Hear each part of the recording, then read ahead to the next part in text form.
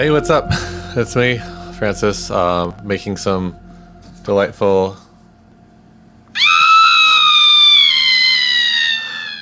stuff with this weird Halloween toy.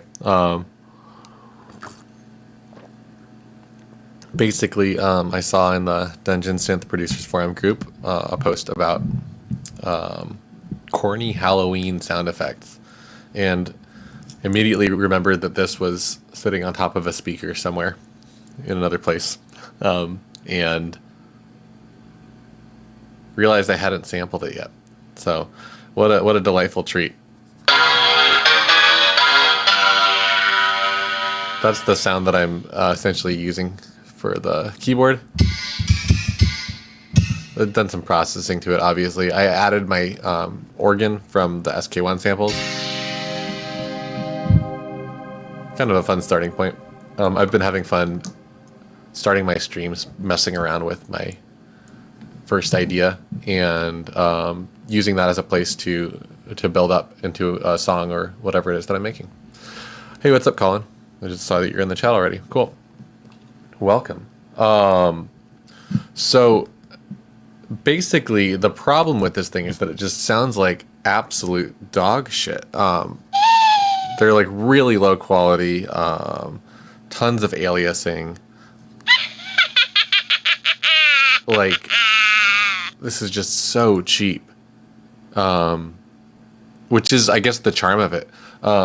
However, because it has so little information, it's pretty much impossible to make music just with that. I tried, I posted a video this morning that has, at the end, a brief attempt, and I think that it's a waste of time to make music just with that. So I'm going to include these sounds, but I'm going to combine them with just some synthesizers and maybe some other drum samples and whatever else I decide to do. So I'm giving myself agency to go way beyond this little sound machine toy, as delightful as it might be. Like, we got to use that one, right? Little theremin noises. So, having said that, that's my what do you call it? Proof of concept. That's my starting point. Let's get to it. Here's my session. I've got 2 instances of Kontakt open that are both record armed. That's what I'm playing here on my keyboard. And I've got my voiceover as usual. So I also have my Media Explorer set up to my Sound Machine samples. So this is all those sounds I was just playing off the little orange box. We're going to listen to them all. So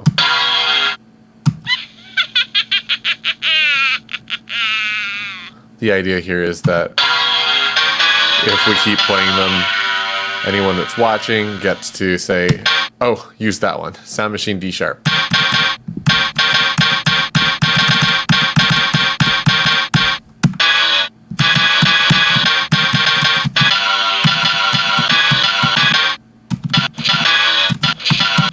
Yeah. Almost my favorite one.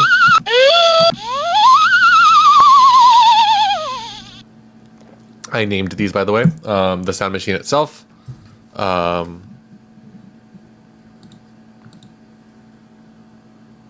Just has little pictures. I don't know if you can see them. The lighting's going to be bad over here. Yeah, I'm not going to be able to see that. What if we do this? As lo-fi as it can be. Anyway, so I've named these, and this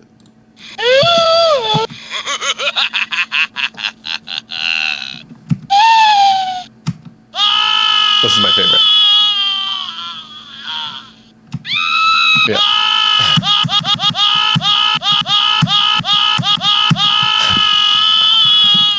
Absolutely delightful. Let's do this. See what happens.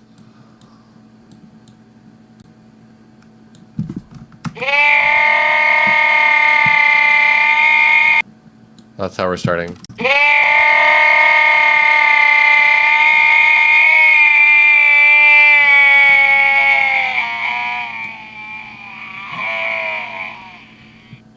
That sounds awesome. And Colin's saying horror themed hip hop. Yeah. I don't feel like trying to rap, and I might not feel like making a beat, but I can start with that being the goal. And if I start making a beat and I'm not feeling it, I'll just turn it into a more ambient track. Let's go ahead and make. I kind of liked. What was I playing? Oh, I don't want pre-roll on. I was playing something with like a.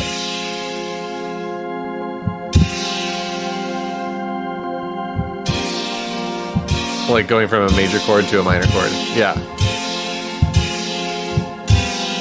Something like that would be a cool start. Let's do it. Why is this not working at all? What's the purpose of Control All not working?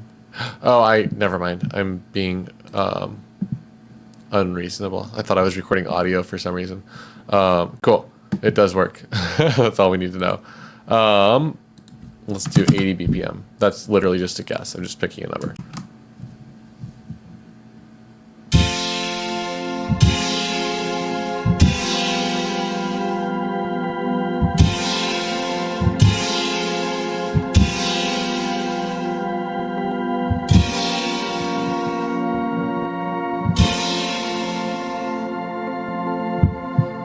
Okay, that's our song.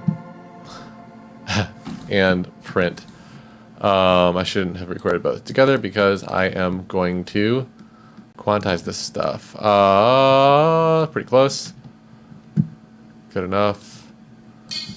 I'm going to make sure these end up starting on the right spot.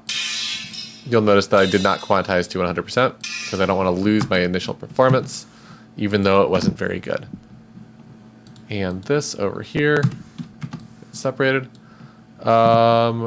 Is that a good amount of space? What is that? 1, 2, 3, 4, 5, 6. This is 6 bars.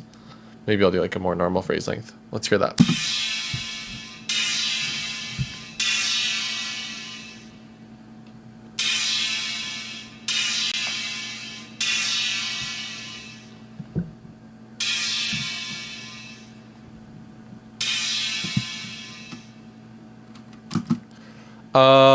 I can tolerate that phrase. Let's do it. See how it loops. 1, 2, 3, 4, 2, 3, 4, 2, 3, 4, 1, 2, 3, 4.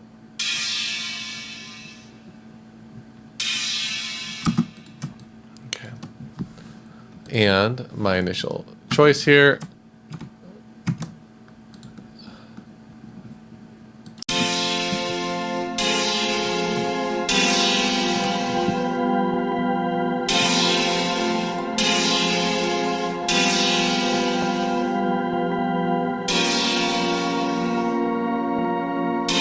Yeah, that's pretty cool.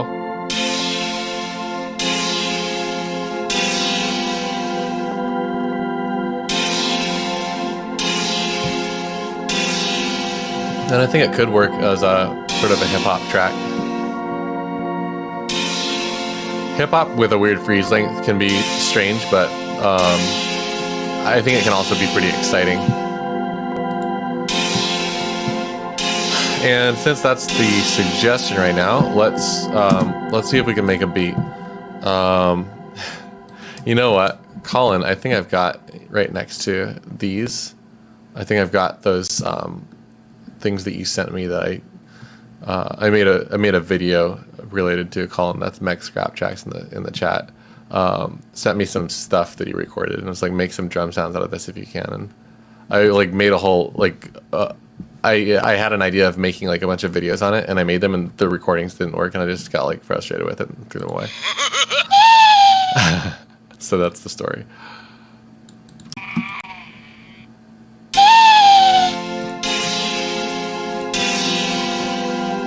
We need a reverb channel.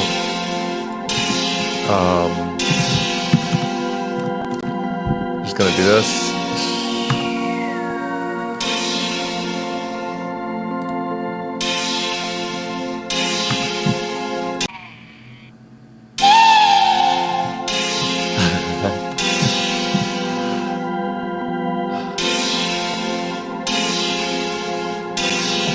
Yeah, it's right here.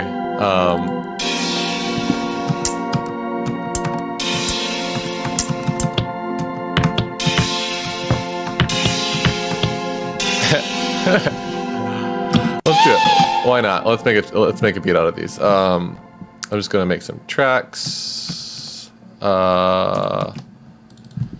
Kick, snare, Hattie. Bumped the Y key. Because I got it. That's a reference to something. If you get that reference, you win. This is the one right here. Kick. Let's just make this happen after the repeat.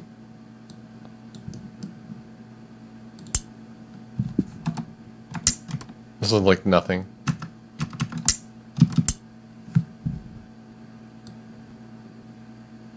That one I'm probably going to want to do with a sampler so I can make spammy patterns. And let's do this.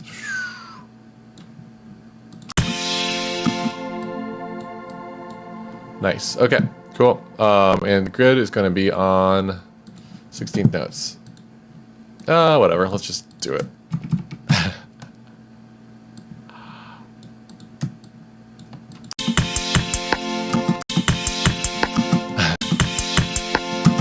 Cheapo samples. These are great. I love them. I'm going to need to support them with something that slaps a little bit harder.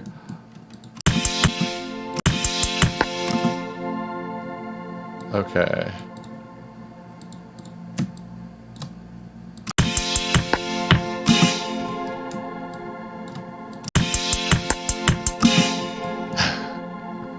I think this was like, what did you say it was? Like a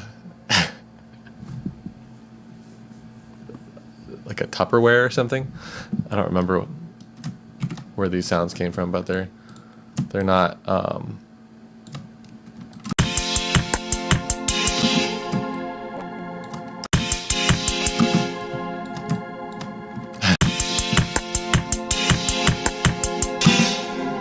That's good enough for me. Let's just see how that feels as a beat that comes in a little while.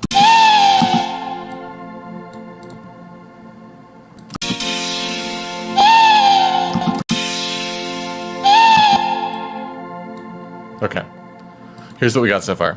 I guess we could put this sound at the beginning here. Maybe really quiet.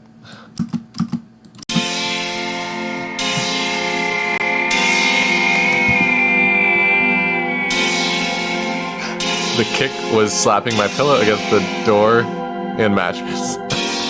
Amazing. Hey, Toasty Pip.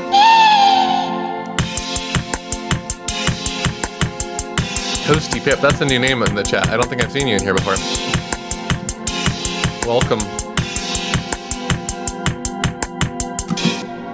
This is great. This is already pretty cool.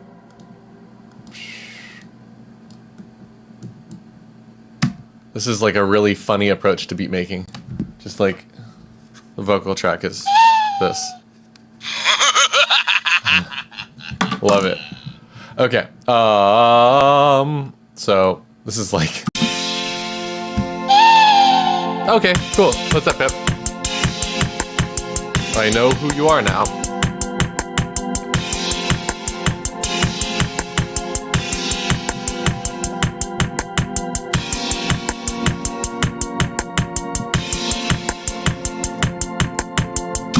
That feels actually like pretty solid. I'm gonna make a bus for these drums, or not a bus. I'm just gonna do a folder here. That's quicker for me. I like color coding this stuff, and drum folder. I want to give these drums a bit more punch. I'm gonna give the kick just like a 50 hertz kicker.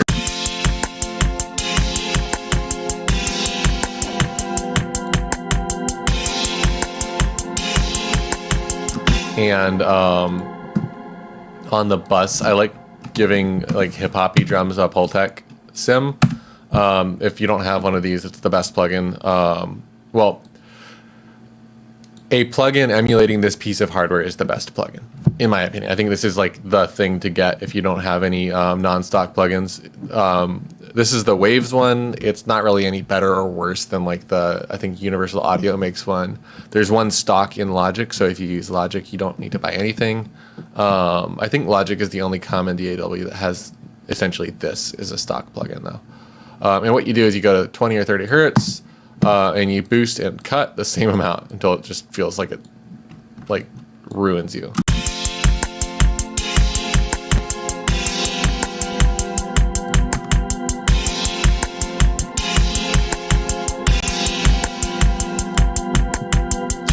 And this stuff's just hitting way too hard, so I'm gonna feed it in at a lower volume. Maybe at -6. I also think that a nice tactic is to put some kind of a tape sim. I use Waves J37 as like my hi-fi tape sim, but in this case I'm going to use Super VHS from Baby Audio. This is my favorite like not hi-fi tape sim, and it's just fantastic.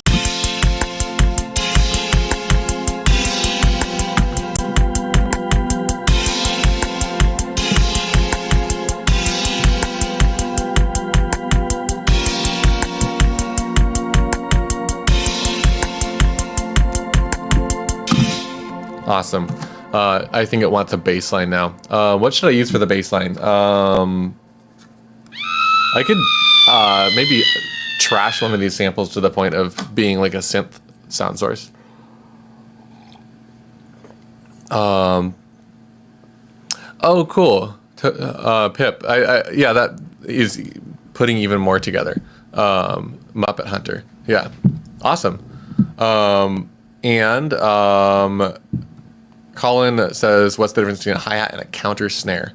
I actually have never heard the term counter snare before, so I have no idea. I think you're maybe talking about those like little snare sounds, like the ones that don't just smack. They're kind of like a little poppy kind of a noise. Hi-hats are cymbals, and like synthesized hi-hats or sampled hi-hats are usually trying to emulate cymbals, and snares are drums. That's the big difference. You can actually use them in a lot of the same places, like for ghost notes and stuff. But the big difference usually is that hi-hats have a lot less mid-range and low frequency information. And like the smaller kind of like background ghost note snare kind of sounds are going to have a lot of stuff in the mid-range. In this case, this hi-hat sound is like, it's not actually a hi-hat, it's not a cymbal, so I'm going to just do some EQ on it to make it feel a little bit more like that. Basically, we just don't want that low frequency information for a hi-hat sound.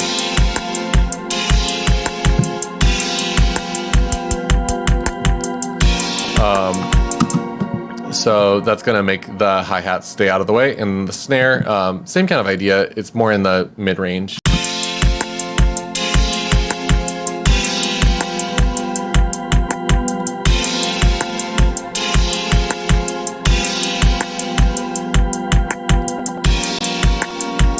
I'm gonna make it stick out a little bit around 2K and 200.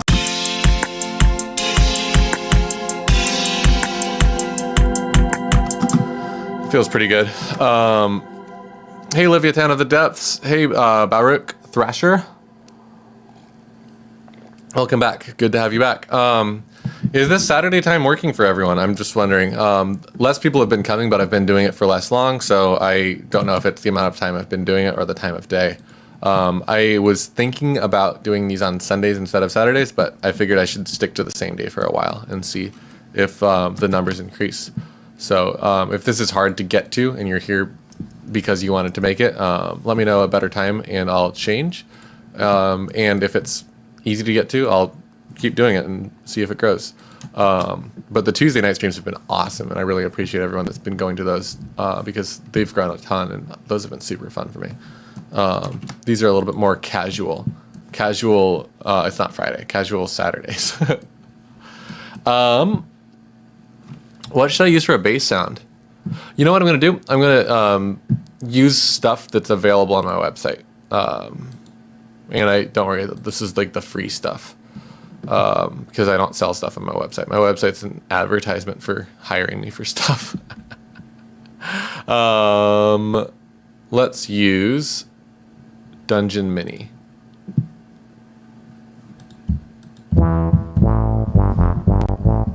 So these are Reaper track templates that don't rely on anything but stock plugins.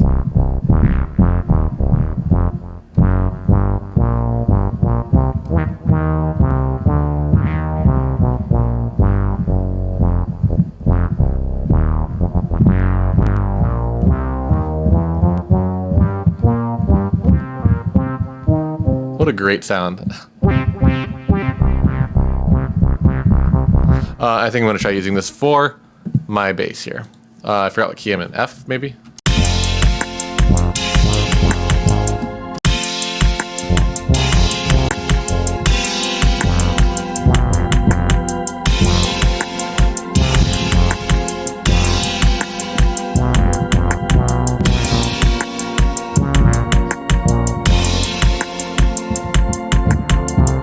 Okay, something like that might work. I'm just gonna go for it and see what happens. Oops. I should give myself a real count in.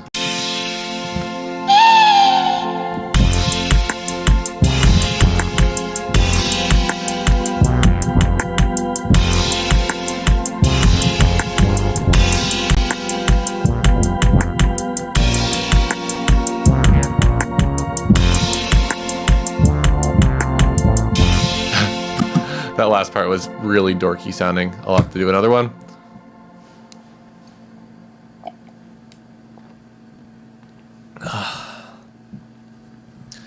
And Toasty Pip, what's up? I'll just call you Pip since you've disclosed your identity in the chat. Pip, I just hopped on YouTube because I was bored and saw you live, so I popped in to check it out. Well, thanks for coming by. And Leviathan says either Saturday or Sunday around this time is always good for me. Weekend streams are harder to catch. Weekday streams are harder to catch. Yeah, it's pretty late for the reason I started doing that is because the weekend ones is because I figured it would be a better time for the other side of the world and the other side of the country because 8 to 10 p.m. or so is great for West Coast time, but the second you go to the East Coast, it's like, oh, I'm gonna be late for work tomorrow.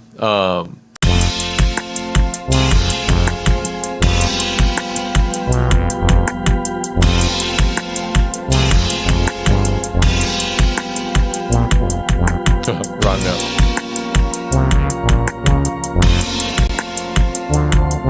Okay, on the right track, I'm going to do a couple more takes of this and see what happens.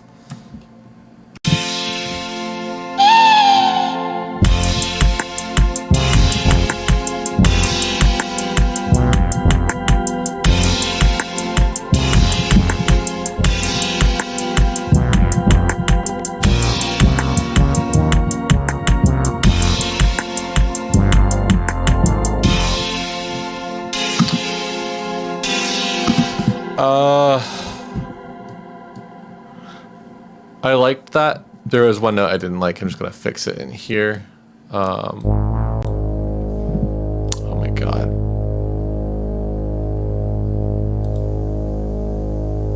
Where's my thing? Oh, it's blow up all MIDI notes is there.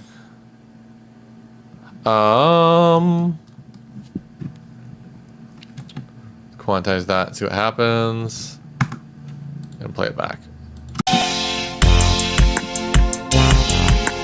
Oh, I quantized to the wrong value, huh? Quantize to a 16th note grid, right? That's what we want to do.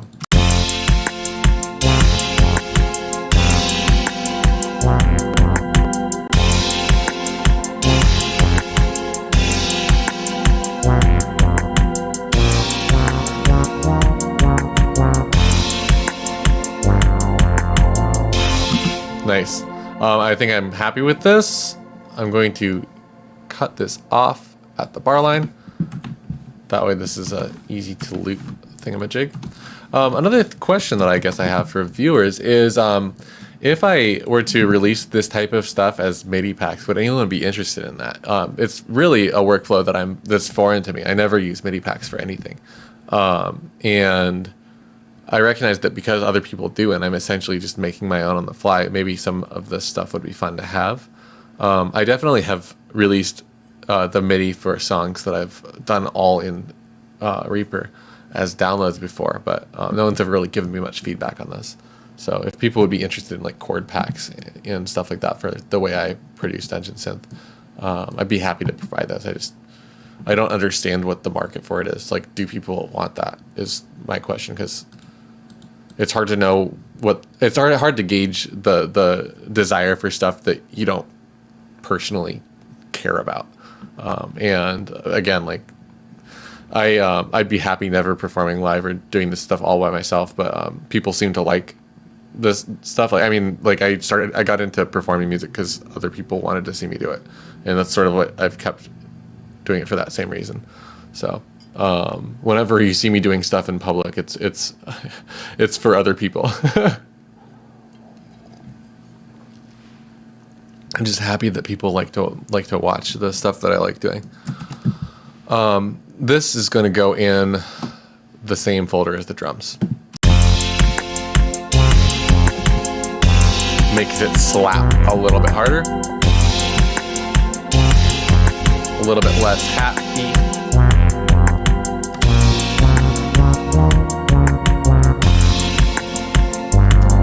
Loop that.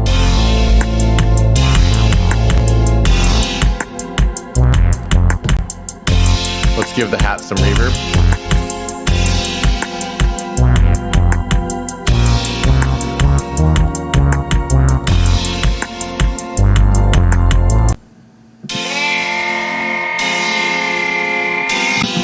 Let's just do this again. Oh my god, this is fun. Let me check the chat. What's up? What's up?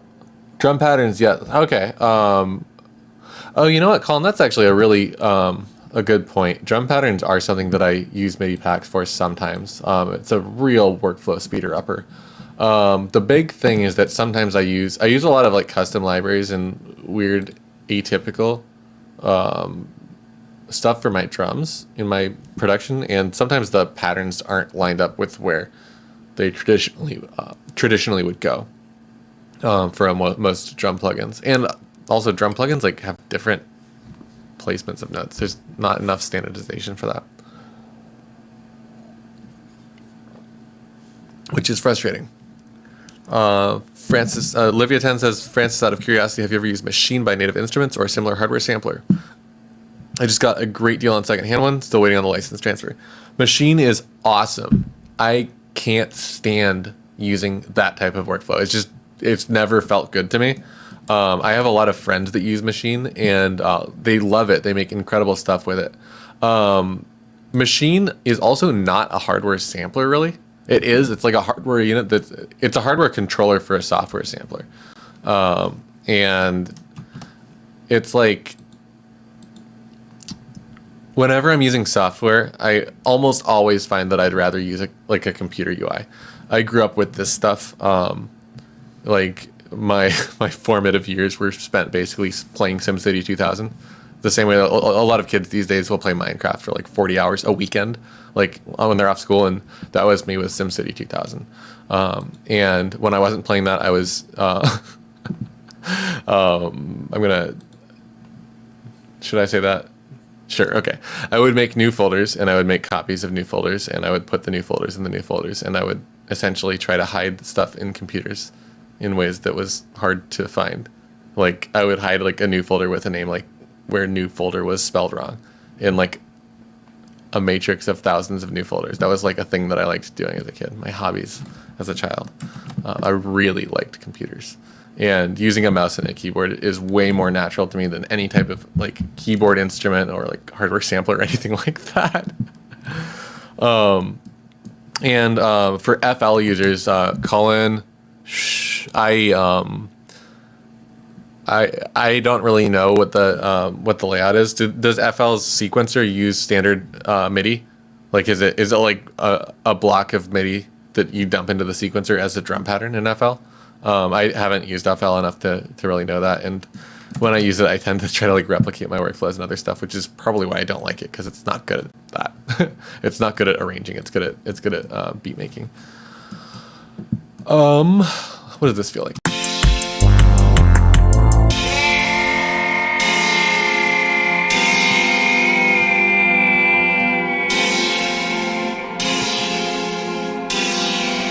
Yeah, Colin, why don't you bother me on Discord sometime and screen share FL and show me what the things look like. I never know with other DAWs which things are proprietary and which ones aren't.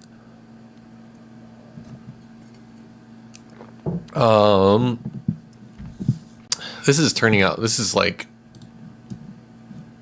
way too good for only half hour deep and mostly being talking. Let's add something else to it. I kind of want some type of a counter melody. There's no melody at all. That's the problem. I don't need a counter melody. I need a melody. And I need to pick an instrument for that. Let's make one out of Sound Machine. Where is that? Sound Machine. This one right here, we can see that it already kind of looks... That's the one I sort of used already, but it almost looks like a waveform for a synth, and speeding this up would actually work really well for that.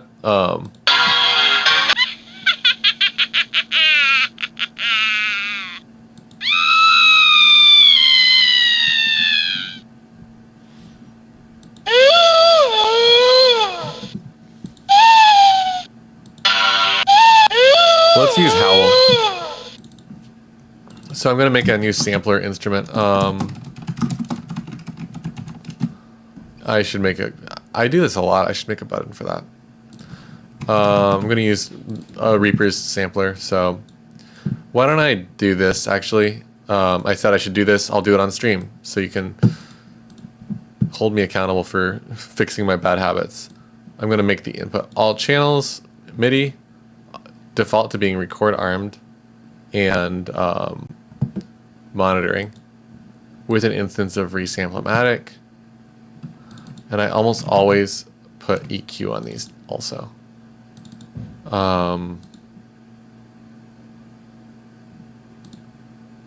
That looks good to me. And what we can do now is make this a track template. I'm going to call this 03 sampler instrument. And I'm going to make a new button. And I want it to be, what's it called? Custom. Oh, I need to make a custom action for that. Actions, show custom, show actions, and what does this do? How do I make these? Insert. Okay, let's call it track template. I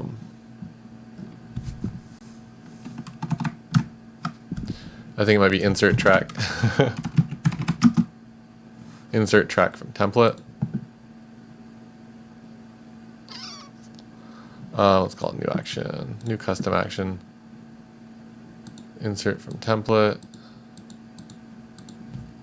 Template to. Oh my God, what is it? I can't remember what the action was. That's like insert track from track template 3. There's a thing that does that. I feel like I want to listen to this song on loop to have ideas for it while I'm figuring this out. Let's do that.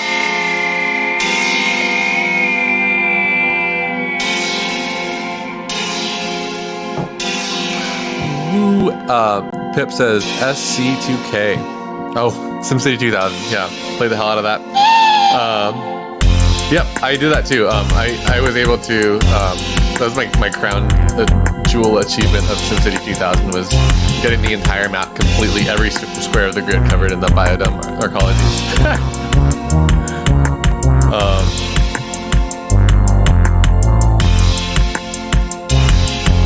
Zig the Infernal says, I just realized that Halloween is actually a holiday about puppers and kitties. Totally is. And bats are also basically like sky dogs or sky cats or something. Edit selected custom action. Import tracks from template, slot 2. Okay, that's the thing.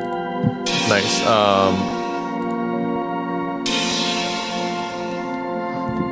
I want insert tracks from, okay. Import tracks, oh, import tracks from template. I think it's this one. Oh, it's slot 1.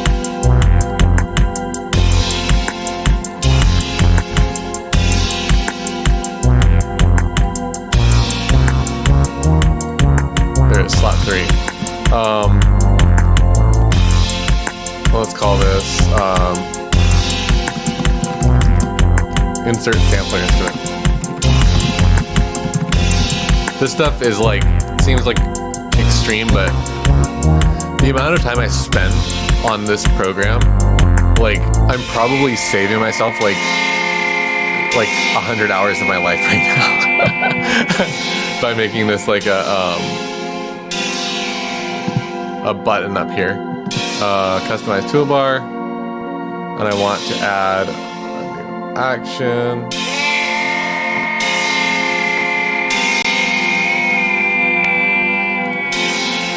And this is going to be custom insert sampler instrument. And I'm going to give this a cool looking symbol. I should make a bunch of these. Let's call it a gun.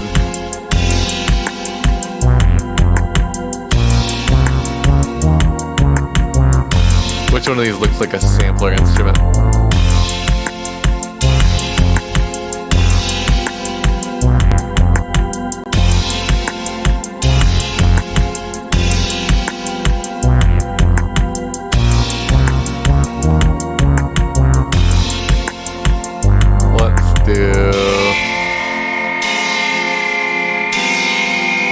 I spend more time doing this than I do making music, don't I?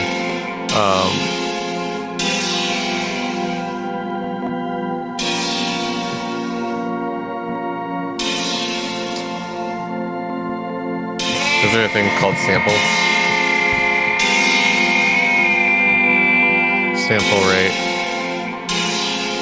No. Just wanted to see. The anarchy symbol. I'm not using that yet. Let's do that. So now it's the anarchy symbol. Amazing. And now let's just make sure that works. Oh my god, what?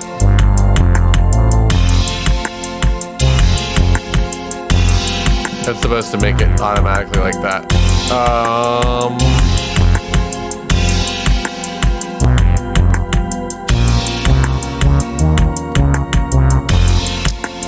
That seems like it should work.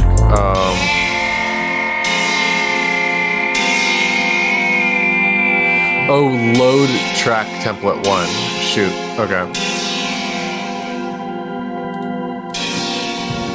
Load track template 3.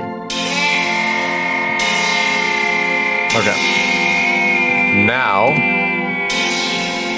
Cool. Okay. And then I can just drag this in. That's fantastic.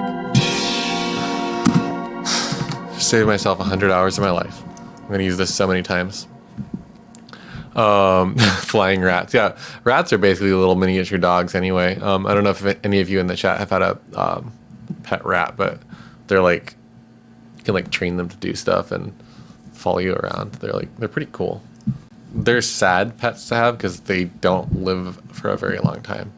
And the worst part about having a pet is losing your friend once in a while, more often than you do in real life.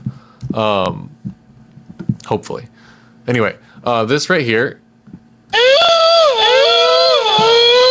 I'm going to obey note offs and pull this down to I want this to loop, and I want the loop to feel like really, really fast. You know, to the point of being like completely ridiculous.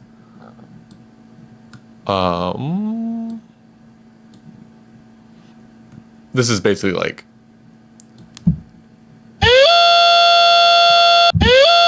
wavetable type shit. And what we need to do now is decide, you know, we need to probably do this over here. I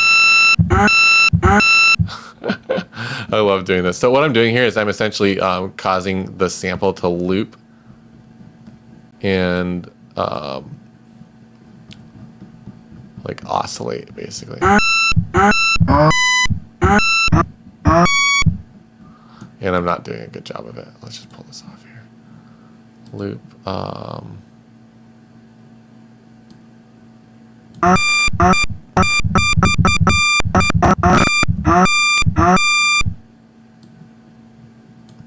Oh, I see what I did.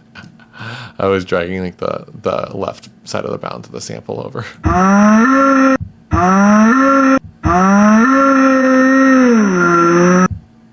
And then this needs to be over here. And essentially what I can do is find a place where this is gonna feel good.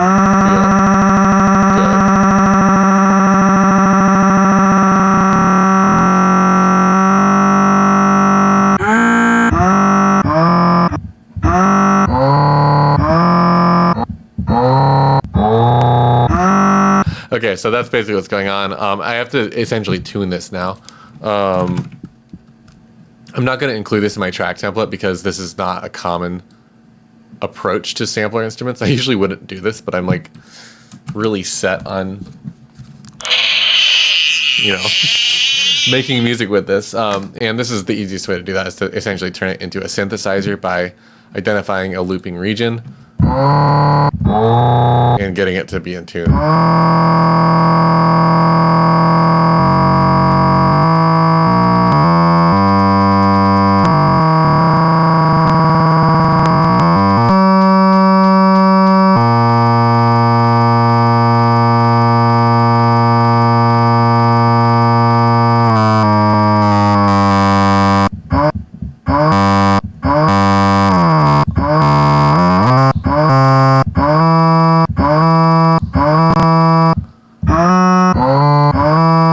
That's actually feeling pretty natural. That's an E3. So I can just adjust the pitch start here. Whoops. Minus 71, is that right? D3, yeah. Volume. It's like kind of messed up sounding, so fix that. Yeah, it sounds horrible. But it's in tune, sort of. I guess I should adjust the pitch by a percentage. So it's minus 14-ish. So I'm going to go plus 0.14. And cents is the number after the decimal place between 0 and 99 before 100 cents becomes 1 on the left side of the decimal place in semitones. So if you didn't know that, now you know. Also, this is covered up a little bit, huh? I forgot that my keyboard's covering that up. Let's actually go back to this mode. And my idea now is that this is going to be cool and awesome, and my attack. Oh shoot! I don't want that. I want to undo. Cool. I want to make my attack a little bit more gradual.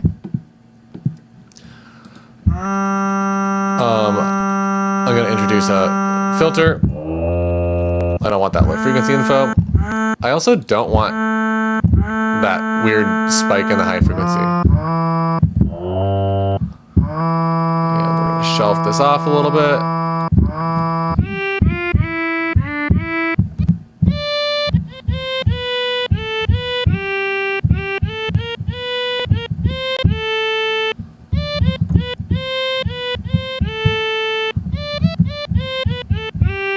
Sounds like a violin from like Final Fantasy 3.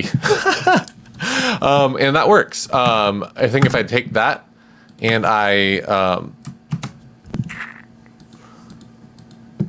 run it through the reverb a little bit, it's going to sound awesome.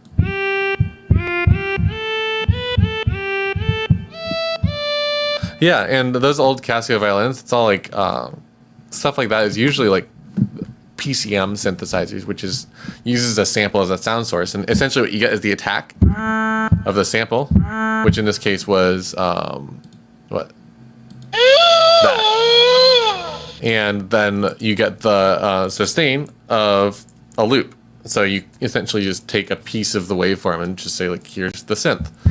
And if I play that over the track, which we're in the key of F, I'm just going to improvise.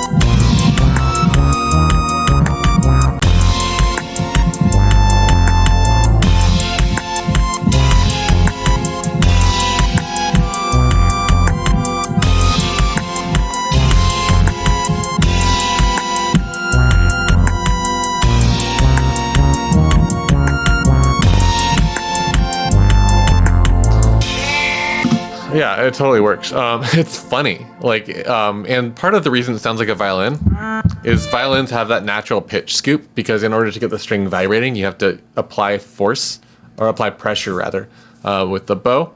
It's going to apply pressure to the string, which is going to push the string down and force the pitch up.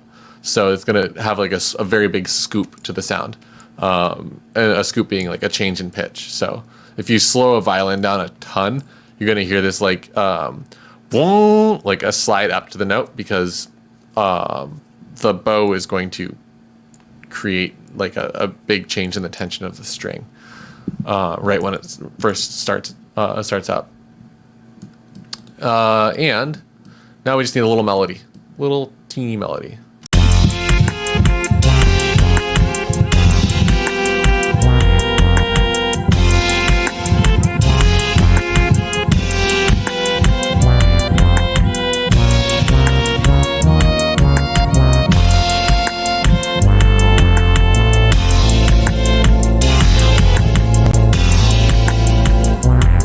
That resynth glitch is bothering me. I need to get popular enough on here that the Reaper team will like listen to me, because I want them to fix a glitch, and I don't think anyone uses resynth as much as I do. All right. It sounds like vacuuming a spoon. I've never tried that, but if you think about a vacuum, it's going to work the same way. You could it creates a vibration because it's pulling air through.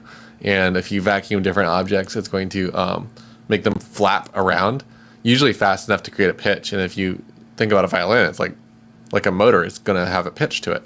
And a vacuum would be a really easy thing to like change the speed of the motor in the vacuum, or whatever controls it. And if you change the speed of that, it's going to change the frequency of the vibration, and that's going to change the pitch. So that's why some vacuums will sound like, and some will sound like, because it's like a different speed of air intake.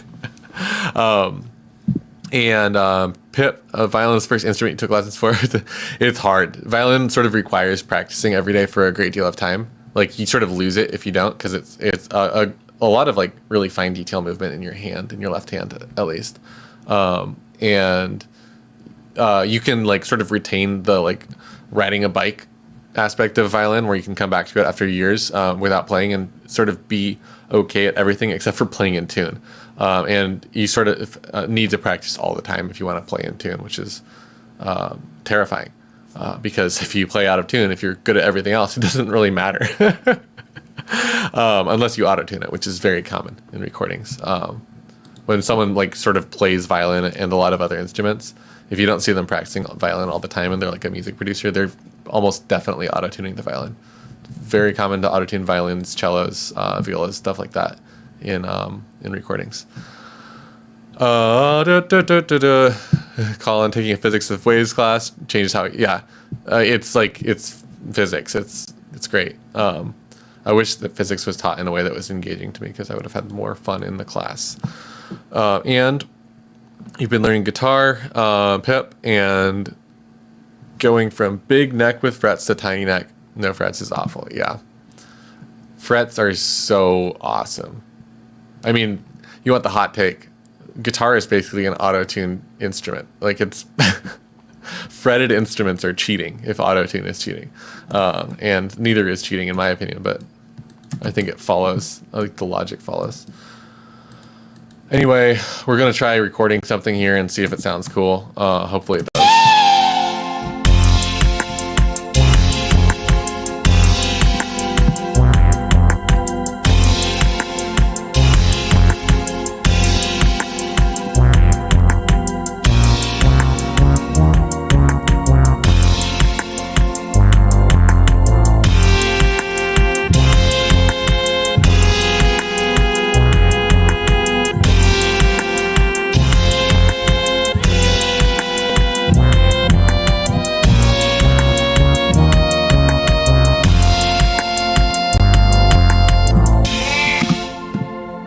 I liked most of those notes, and you know what? Most is good enough for me on a live stream when I'm not going to spend 1,000 hours trying to repair stuff that I perceive as a mistake. And I think what I'm going to do is change the note that I really didn't like, which was the one over the I think I played a third on a chord that shouldn't have had a third.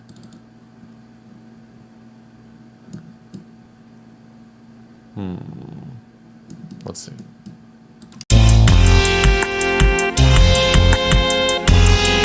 I didn't like that one.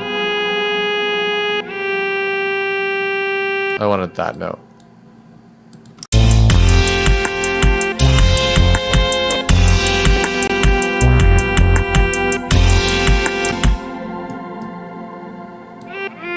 Something like that could be better. Yeah.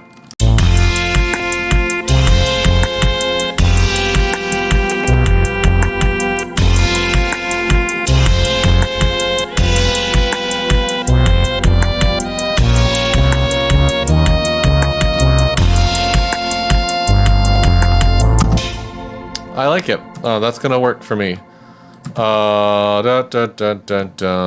Let's see what it sounds like on this next part.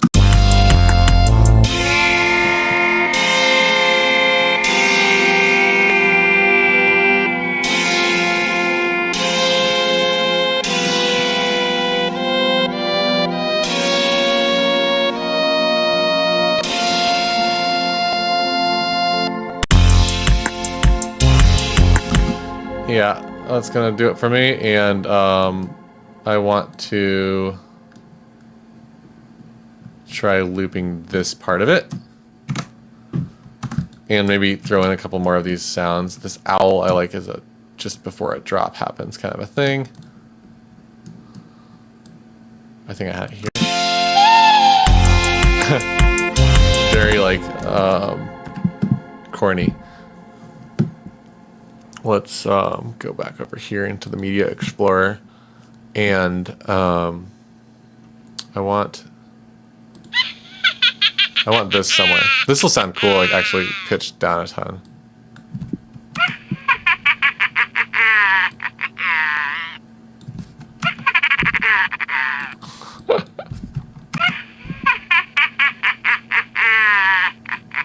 Let's go lower.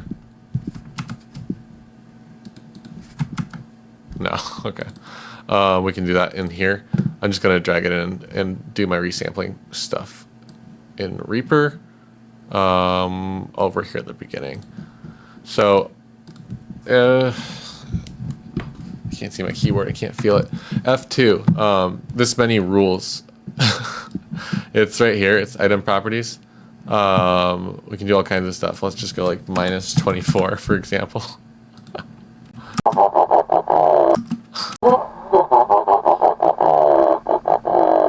Love it. Fantastic. Let's stretch it out a bit. I want to make this quieter also. And I want it to have this reverb. You know, this should have echo also. This is going to be just a delightful sound, I think.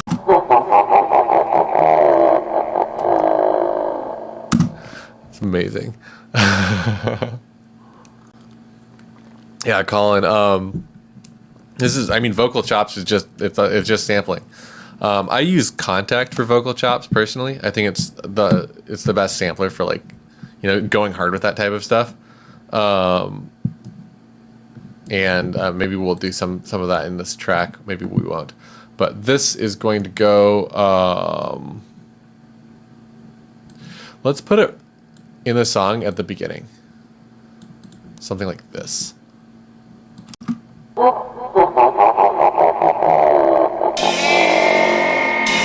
Maybe earlier.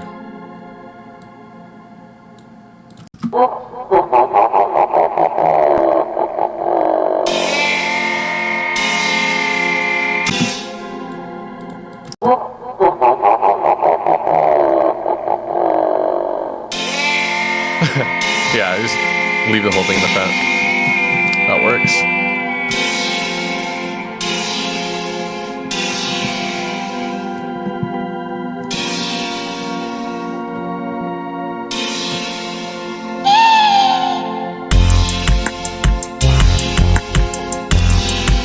I'm gonna try throwing that in again and see if I hate it or not.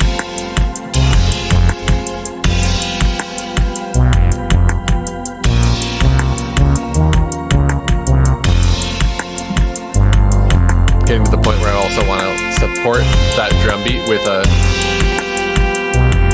another sound. I'm going to use this.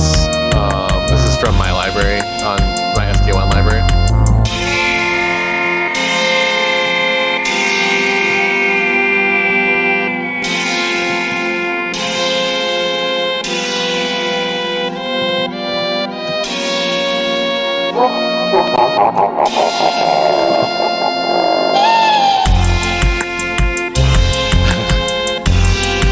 That's awesome. I loved it.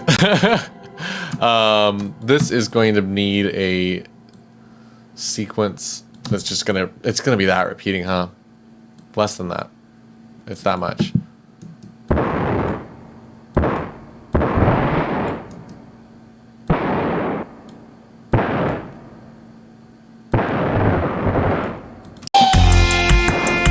Yeah. This is just gonna support the snare. Let's put it over here too. Where did I go? I lost track of space. I want this to be on normal people grid. These are custom buttons up here too, just the grid size buttons. They're so helpful. I need to get used to using them because I still find myself, I worked with this for a very long time. And I'm still occasionally finding myself right-clicking there when I should be just clicking my custom buttons. And the thing is, I think I want these custom buttons to be on a touch screen in front of me. So that's going to be one of the major studio upgrades I do this year, probably. But we'll see. Impact, and then let's do... I want to support that kick as well. Drum. Let's do one of my Kontakt SK1 instruments here too. I'm gonna pick, I think drum 2 is my favorite for this. And shoot, I guess I need to copy this pattern almost exactly. Let's just do, that's the pattern, and it is, I just want to look at it here next to it.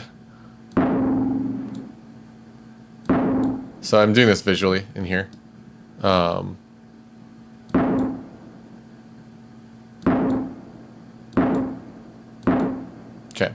So I was just copying the frequency of the drum hits. And now I'm going to go back in here and figure out. They're kind of pitched. So I'll leave it.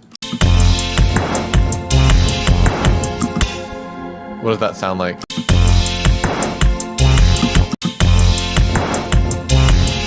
That's way better. I like that a lot. It's subtle, but it's fantastic. The drum and the impact are also going to go in the drum bus. And loop with everything else. And I might come back in here in a little bit and make sure I've got pauses in all the places where I think I might want pauses.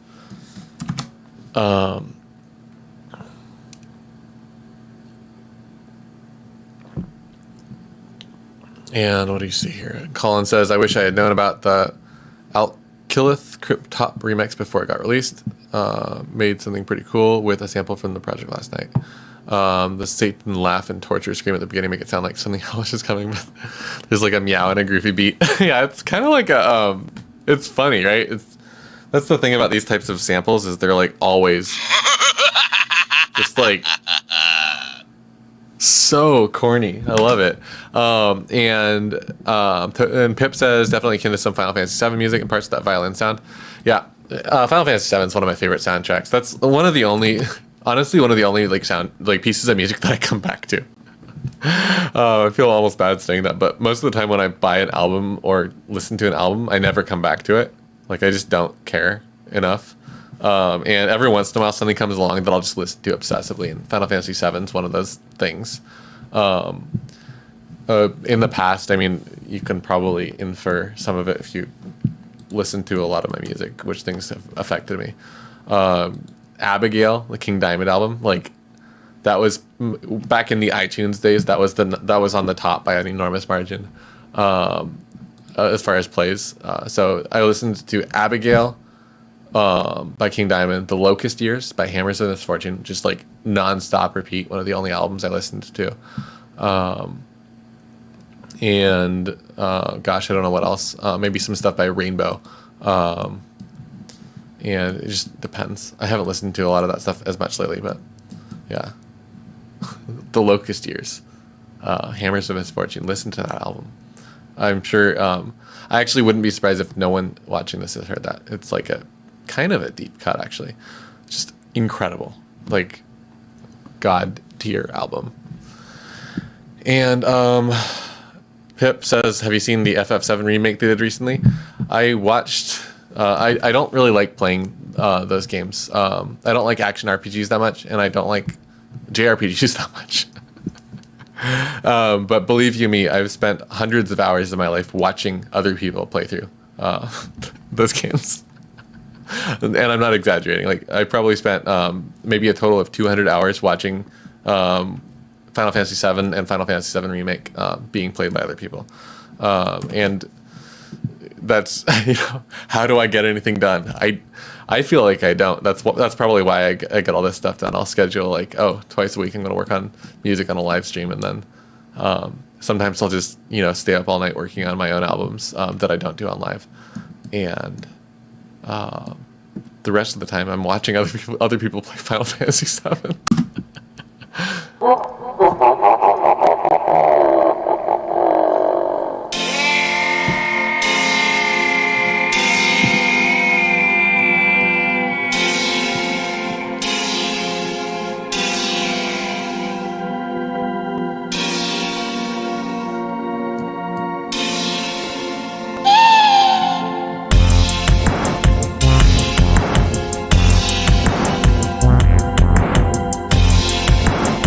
I kind of want to do some detail work on the hi-hats.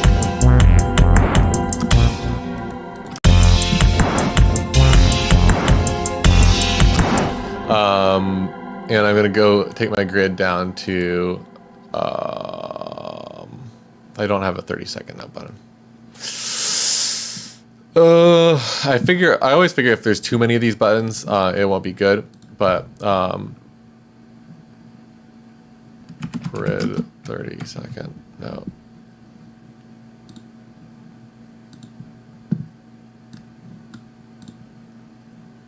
Let's move that over here. Oh, can I do that? Can I rearrange buttons? How do I do that? Okay, cool. Save.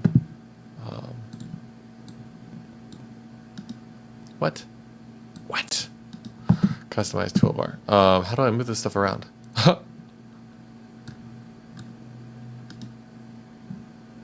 Why? Wait.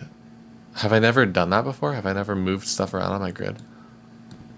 There's got to be a really obvious answer here. Does anyone in the chat use Reaper? And no. I don't like pulling up internet browsers to look that up. Whatever. I'll deal with that later. But I want to use it right now.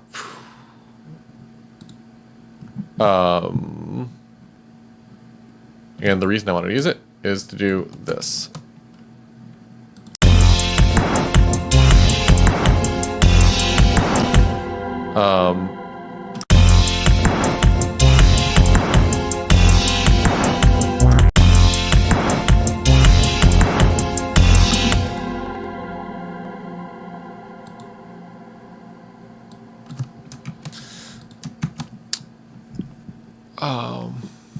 Pip, one of the things that really impresses me is my productivity.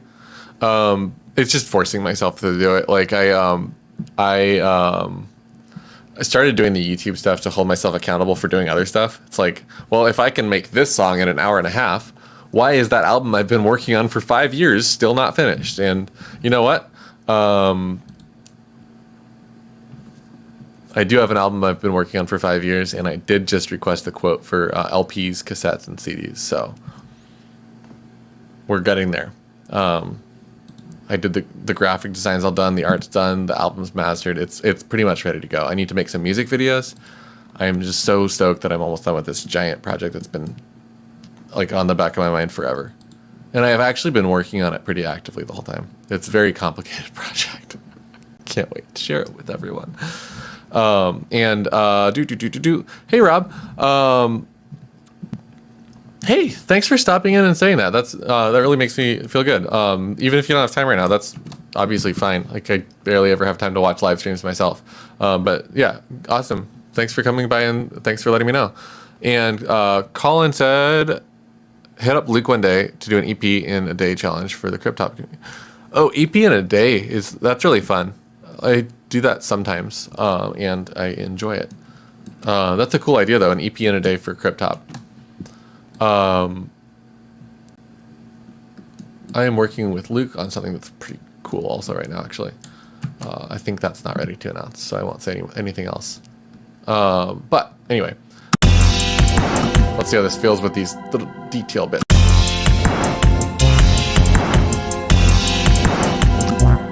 I kind of want to do like one more of those.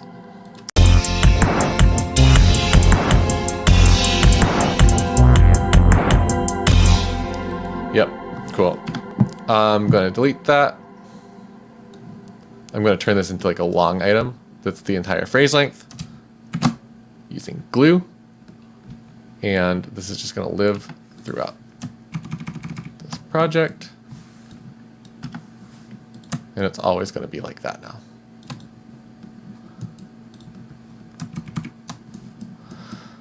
And now we have a hi-hat.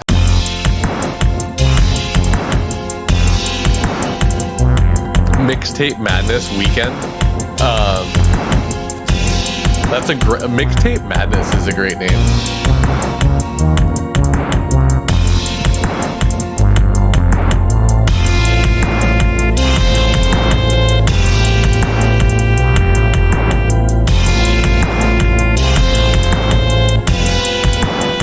That was that recent glitch I was talking about. I'm actually going to fix that. There's a workaround for the glitch.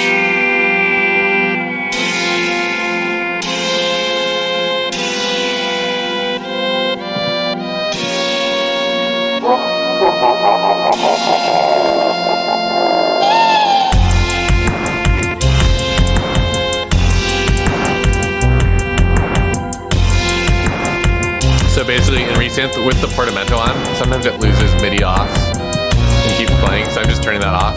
But the Portamento being on makes it mono, and I wanted this to be a mono synth. Let me double check the filter envelope. No, it's not a big deal. Cool.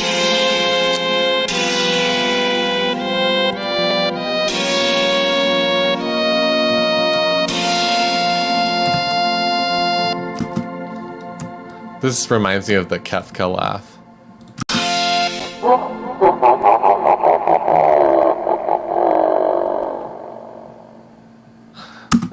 Is that the finished song right there? I wouldn't be disappointed if that was the whole thing.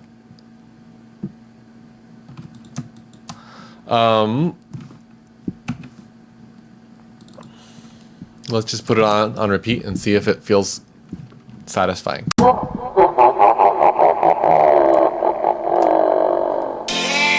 And I'm gonna get going here in the next 10 to 15 minutes.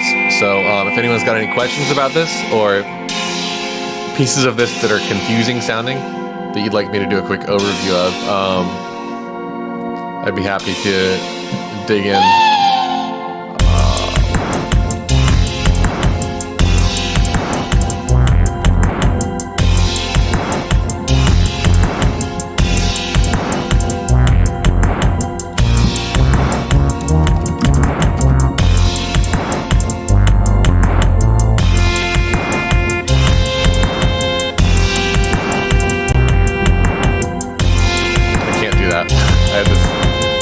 Idea. Not gonna work on the stream. I'm glad I conceptualized that in my head before doing it. I'm gonna dump all this stuff into this mix bus folder. That way I can do some master processing on the whole track. I'm gonna put it on a fake tape.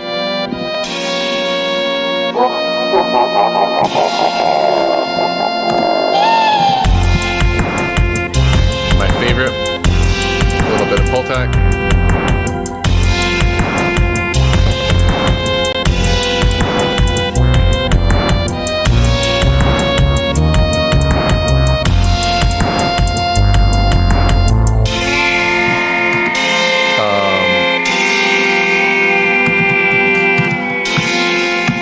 This one might slow the stream down. Sorry in advance if it does.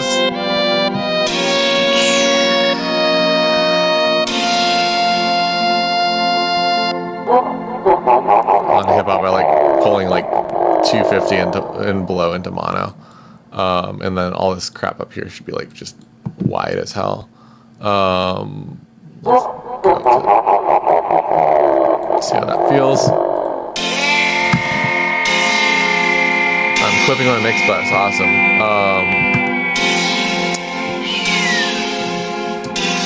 Let's just pull everything down a little bit.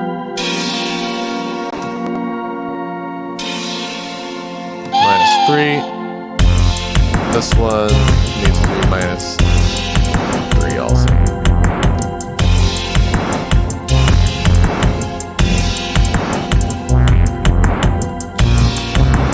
And we'll put a limiter on this.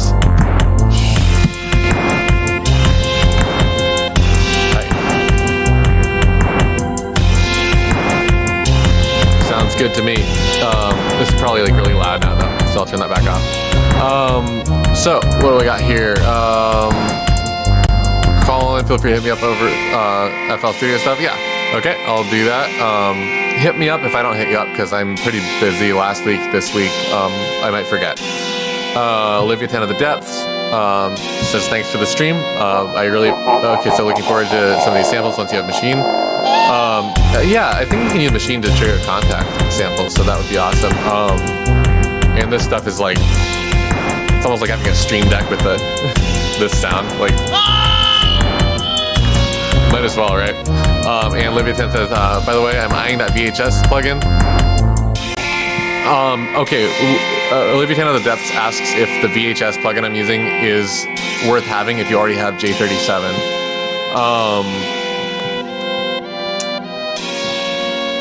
Yeah, I mean, it's so different. You can get some of the same effects on it, but it's not. They're not good for the same stuff. Like the thing that the VHS plugin does. Check this out.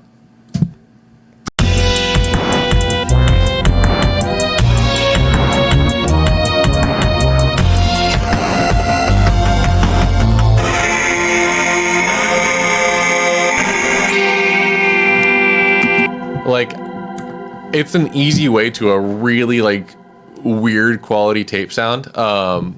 It loses. There's no way to change how much high end you lose. That's the big problem with it, is that you always lose a lot of high end on the VHS one, whereas J37 emulates a hi-fi tape machine. And the tape machine that J37 emulates, just to be completely clear, is higher fidelity than a CD or a computer. A lot of computing stuff is trying to figure out how to move towards tape and avoid tape degradation, because the quality is higher if you can get past the noise floor, which is very interesting, I think, that it's still higher fidelity than digital. But Waves tries to emulate something that's higher fidelity than digital. And so what it's emulating essentially is if you take a analog recording and then you convert it to digital, you're hearing the digital version, the degraded version of that analog recording. And the type of tape that J37 emulates is higher, like I said, higher fidelity than the other stuff that you get on a computer. Oh my God, I almost forgot. I've been like trying to control myself opening packages and so I can open them on live stream. I'm gonna do an unboxing. I have no idea what this package is. 10 minutes left. Let's open it up.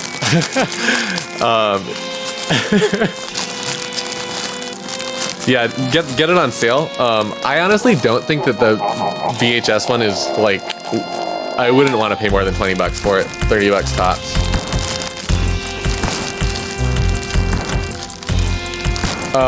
And Pip, you can't record a digital track in higher fidelity than digital. What happens though is that there's some changes in character that happen in the analog recording that you can emulate by converting an analog recording to digital.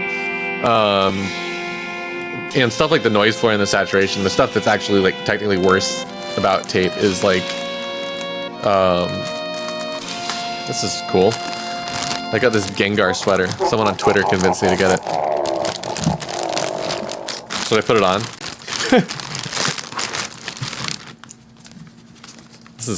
What a great sweater. Oh my God. The quality of it's amazing.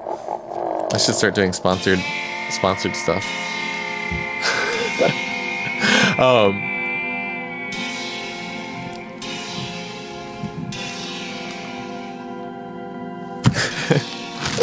I really like it.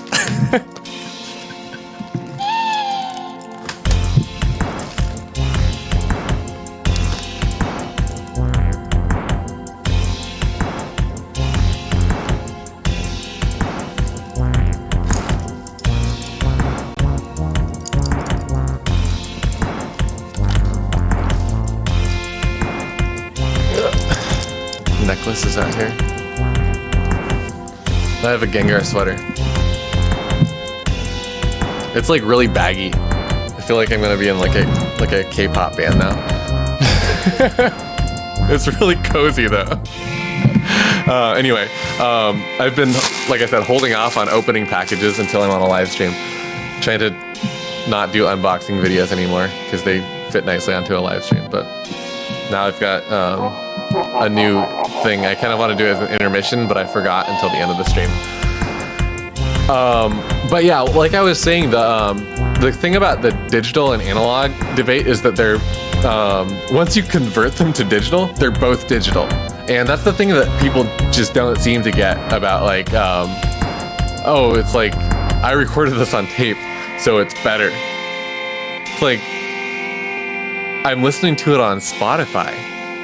What are you talking about? It's digital. It's a digital recording. And it's literally just a digital recording of an analog recorder. And you really aren't going to experience that tape is higher quality or higher fidelity than digital until you listen to a recording that was done 100% on tape with the audio going from the tape machine, analog audio, going from the output of the tape machine to analog amplification, analog speakers. And when you do that, you can hear that it's different.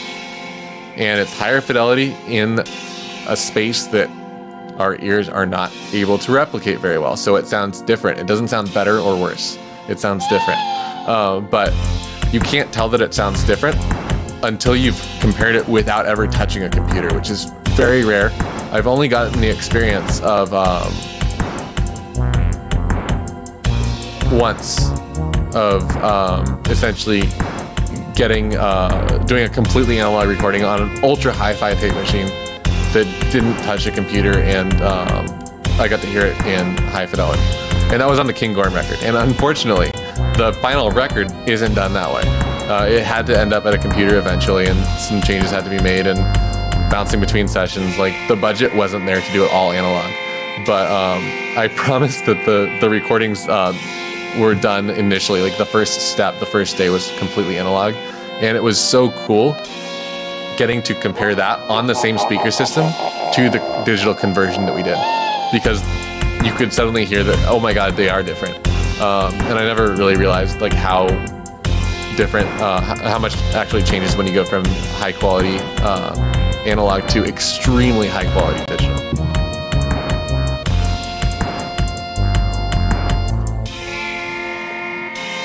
And Livia Tanner the Depth says, spooky Christmas sweater. Yep. This is like a good sweater for this song, huh? Pip used to have 2 reel-to-reels and a cassette 4-track.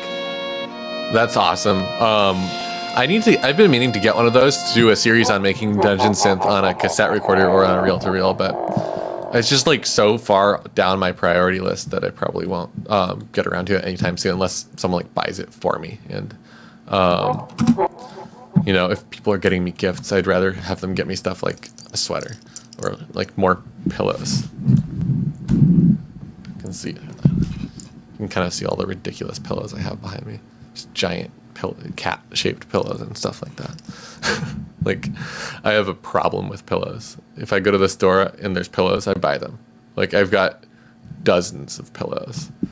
I like sleep with pillows on top of me instead of blankets. Anyway, that's all I've got for today.